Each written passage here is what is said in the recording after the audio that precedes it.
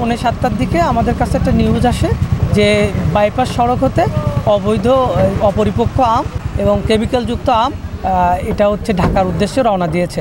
তো আমরা তখন মেডিকেলে অবস্থান করছিলাম, একজন আমাদের সদস্য ছিল বৈষম্যবিরোধী ছাত্র আন্দোলনের, তার অসুস্থতার জন্য আমরা তড়িৎ গতিতে সেখান থেকে বের হয়ে একটা ট্রাক চলে যায়, আমরা ধরতে পারি নাই।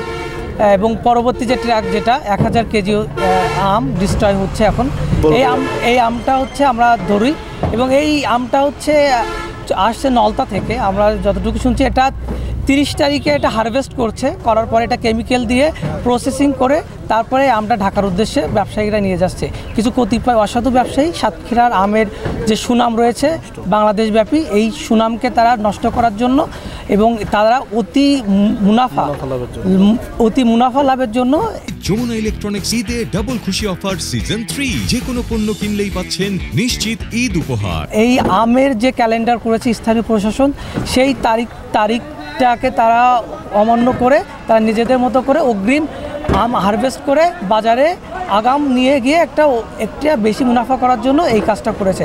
তো সাতক্ষীরা বৈষম্যবিরোধী ছাত্র আন্দোলন সর্বদা সচেষ্ট রয়েছে সকল রকম অন্যায় এবং অপরাধ অসাধু ব্যবসায়ীদের বিপক্ষে। তো আমরা এখানে আপনারা দেখছেন 1000 কেজি আম এবং এই আম কিন্তু আমরা প্রথমে ইউনো মহোদয়কে জানাই, তারপর পুলিশ প্রশাসন আসে এবং কৃষি কর্মকর্তা এসে এটা শনাক্ত করে যে আসলে এটা কেমিক্যাল যুক্ত আম।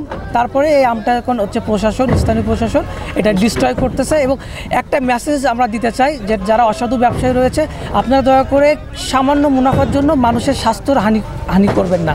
যারা জনগণ আছে তারা আপনাদের কাছে আমানত যে আপনারা একটা ভালো আম তাদেরকে উপহার দেবেন। এখানে সকালে আমাদের সাতক্ষীরার বৈষম্যবিরোধী ছাত্র আন্দোলনের সংগঠকদের নেতৃত্বে এখানে একটি ট্রাক আটকানো হয়, যে এখানে ভেজাল আম আছে। সেই অনুযায়ী আসলে আটক করে দেখা যায় যে আসলে ভেজাল আম আছে।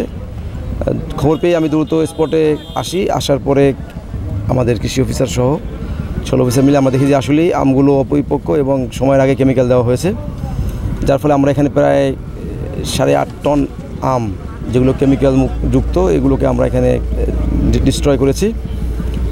এবং যে কিছু ক্যারেট ছিল, ক্যারেটগুলো যেহেতু বৈধ এবং মানুষের ব্যবহার্য এবং কাজে আসে, এই জন্য এগুলোকে আমরা নিলামের মাধ্যমে স্পট নিলামের মাধ্যমে 67,500 টাকায় আমরা নিলাম দিয়েছি।